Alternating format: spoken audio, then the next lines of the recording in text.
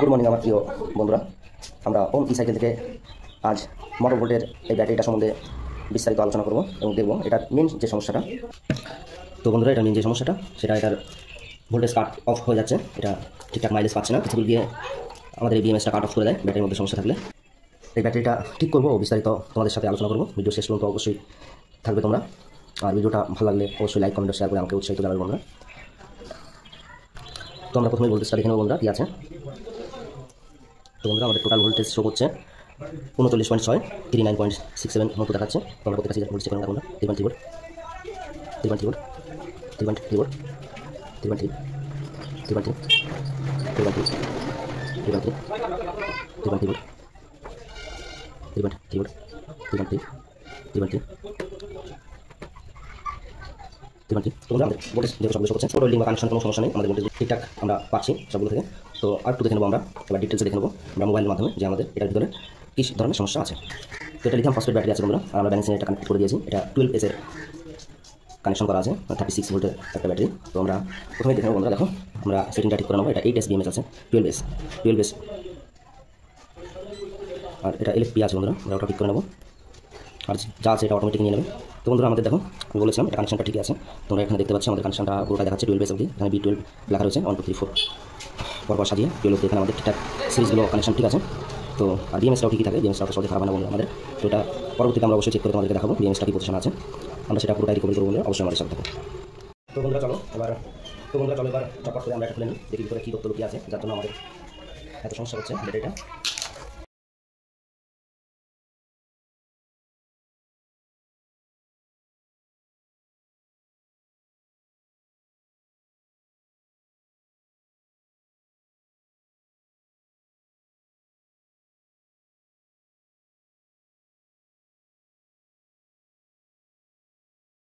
তো আমাদের voltage difference দেখো, প্রথম দিকে একটু কম আছে, আর 8 সিরিজ থেকে আমাদের ভোল্টেজ ডিফারেন্সটা অনেকটাই আপ ডাউন আছে। এটা মাল্টিমিটারে চেক করলে আরও বেশি আমাদের আপ ডাউন দেখাবে। তো আমরা সম্পূর্ণ ব্যালেন্সিংটা করে নিই বন্ধুরা, এরপর আমরা পরের ধাপগুলো অবশ্যই আসছি। তো বন্ধুরা, আমাদের ব্যালেন্সিংটা সম্পূর্ণ হয়েছে। আমরা মোবাইল মনিটরে একটু দেখে নেবো কী শো করছে এটা। তো দেখো বন্ধুরা, আমাদের কোনো 1 ঘন্টা টাইম লেগেছে পুরো ব্যালেন্সিংটা হতে।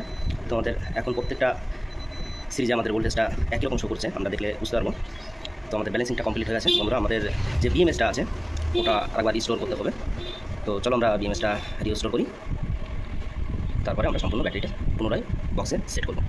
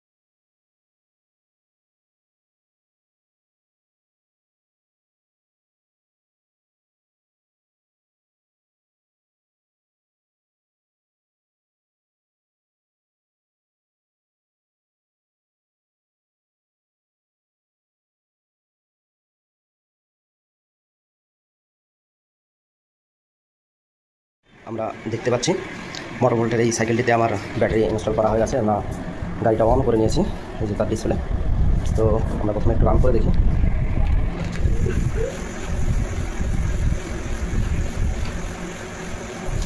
তো সব ঠিক আছে।